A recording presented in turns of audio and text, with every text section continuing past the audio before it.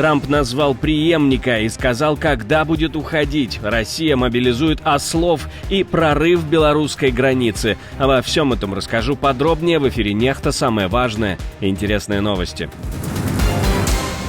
Массовые аресты граждан Ирана в Британии. Серия терактов предупреждена. Нападение на лидера оппозиции Турции. Совпадение ли это? На нефтяном рынке готовится саботаж. Переживет ли экономика РФ такую встряску?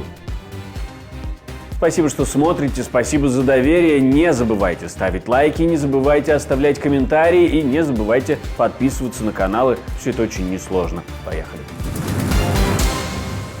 Дональд Трамп неожиданно четко обозначил свои планы. Третий срок он не рассматривает. В интервью NBC News президент США заявил, что отработает 4 великолепных года и передаст страну следующему поколению. «Я буду президентом 8 лет, 2 срока, всегда считал это важным. Кепки Трамп 2028 продают многие, но я этим заниматься не собираюсь». Конец цитаты Дональда Трампа. Он также впервые назвал имена тех, кому мог бы передать эту президентскую эстафету. В списке вице-президент Джей Ди Венс и госсекретарь Марко Рубио. Оба новые лица в высшем эшелоне республиканцев, и Трамп явно рассчитывает на то, что они продолжат его курс. Отдельно президент США прокомментировал переговоры по Украине и когда он готов из них выйти. Придет момент, когда я скажу: окей, продолжайте быть глупыми и воюйте дальше. Когда это случится? Вы близки к этому? Иногда мои мысли приближаются к этому, и тогда происходят положительные события. Вот такой ответ. США становятся на защиту украинского неба. Они передают Украине еще один зенитно-ракетный комплекс «Патриот», ранее размещенный в Израиле.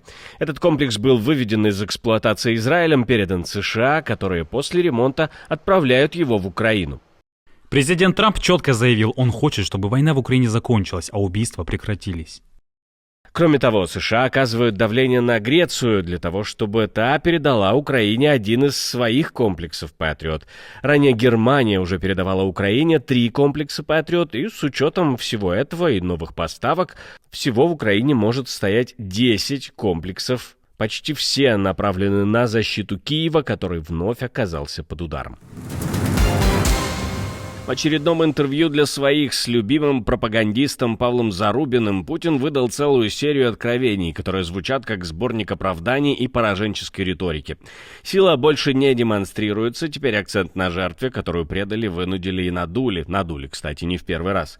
Ну и напоследок, самый символичный момент. Путин рассказывает, что встал на колени во время Нордоста, чтобы помолиться. Слова, которые звучат особенно странно, когда речь идет о человеке, при котором сотни людей погибли от газа в театре, тысячи в Буче, Мариуполе и других украинских городах. У человека с такими взглядами, с такими убеждениями, с таким морально-нравственным кодом время от времени возникает желание обратиться к Всевышнему, перекреститься.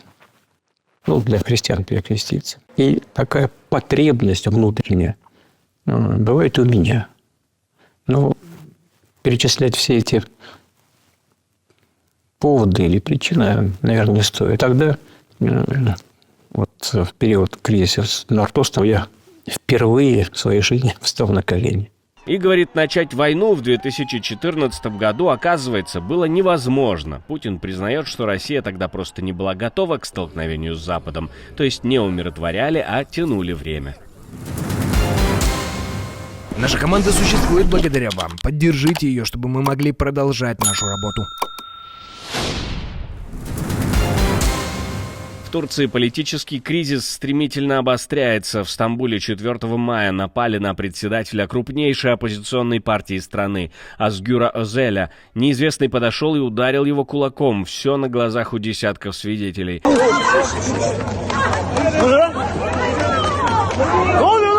Нападавшего быстро задержали, но затем выяснились шокирующие подробности. 66-летний мужчина, ранее судимый за убийство собственных детей, кражи и угрозы, приговорен к пожизненному, но отпущен по условно-досрочному в 2020 году. Вице-президент Турции Джевдет Йылмаз уже заявил, что нападение – удар не только по конкретному человеку, но и по всей турецкой демократии. По делу начато расследование, а президент Эрдоган даже лично позвонил Özел'ю с пожеланиями пожеланиями скорейшего выздоровления. Но контекст все меняет. Всего месяц назад сам Эрдоган подал в суд на Азеля, обвинив того в оскорблении достоинства. Повод — резкое выступление оппозиционера, где он назвал турецкую власть хунтой, которая боится выборов из своего народа, а самого Эрдогана президентом, который боится соперников. После этого начались обыски, давление и массовые протесты. Ну а теперь кулак в лицо. Лес горит, мины взрываются, люди бегут. На Харьковщине чрезвычайная ситуация. В Изюмском районе вспыхнул мощный лесной пожар. Огонь уже охватил более 20 гектаров, вероятно, готовится эвакуация. Пламя продвигается стремительно, его подгоняет сильный ветер, а в лесу раздаются взрывы, детонируют боеприпасы, оставленные российскими войсками во время оккупации. Из-за чрезвычайно сильного ветра огонь стремительно распространяется. Ситуация остается сложной, но контролируемой. Утром россияне обстреляли леса Боровской громадой из реактивных систем, говорят в ГСЧС. Именно после этого начались пожары. Теперь пламя охватывает все новые участки, и на линии фронта уже не только артиллерия, но и сама природа. Цены на нефть могут резко обвалиться. На нефтяном рынке назревает буря. Группа ОПЕК+ готовится резко увеличить добычу нефти, если участники, такие как Ирак и Казахстан, не начнут выполнять свои квоты. А это значит, что добровольное сокращение в 2,2 миллиона баррелей в сутки могут уйти в прошлое уже к октябрю. И это может обрушить цены. Уже в июле добычу, скорее всего, повысят на 411 тысяч баррелей в сутки. В апреле, мае и июне общий рост добычи уже приближается к 1 миллиону баррелей в сутки. И это только начало. В июне уже запланирован рост, а с августа по октябрь ОПЕК готов ускориться и полностью свернуть добровольные ограничения. Это серьезный объем, особенно на фоне падающего спроса в Китае и замедления мировой экономики. А если пойдут дальше и отменят сокращения, нефти на рынке станет слишком много. Это может убить российский бюджет. Спросили об этом у экономиста Олега Пензина. Но мы же слышали, да, что на сегодняшний момент основным драйвером падения цен на нефть является решение Саудовской Аравии о снятии каких бы то ни было ограничений на добычу нефти суточно. То есть на сегодняшний момент после этих заяв цена на нефть сколько там, $64 за баррель, да, это марки Brent. Юрлс на сегодняшний момент продается по $51-52. Нынешняя ситуация с ценой на нефть привела к тому, что вот как раз в конце апреля месяца Российская Федерация, Министерство экономики Российской Федерации изменило прогноз расчетной цены на нефть на 2025 год с $70 за баррель до $56 за баррель. Вот представьте себе, сколько российский бюджет недополучит денег, исходя из вот просто такого вот изменения. То есть в данной ситуации, чем ниже цена на нефть, тем меньше доходов у Российской Федерации. Пока ОПЕК+ все еще удерживает почти 5 миллионов баррелей в сутки в рамках глобального сдерживания до 2026 года, но теперь становится понятно, договоренности не бетон, и если дисциплина не вернется на рынок, то к концу года этот самый рынок зальет нефтью. В Британии серия громких арестов. Полиция задержала 7 граждан Ирана, которых подозревают в подготовке теракта. Причем речь идет сразу о 2 параллельных расследованиях, проводимых антитеррористическими структурами. Первое дело — потенциальное нападение на конкретный объект в Англии. По этому делу арестованы 5, 4 из них уже точно иранцы, а гражданство 5-го уточняется. Второе расследование под контролем контртеррористического управления полиции Лондона. Оно касается возможной угрозы на уровне госбезопасности, возможно, с элементами шпионажа или внешнего вмешательства. В этом деле еще 3 задержанных, все мужчины, граждане Ирана. Тоже 2 дела, 7 задержанных, 1 страна происхождения и растущая тревога в Лондоне. Полиция подчеркивает, между расследованиями нет прямой связи, но контекст очень выразительный.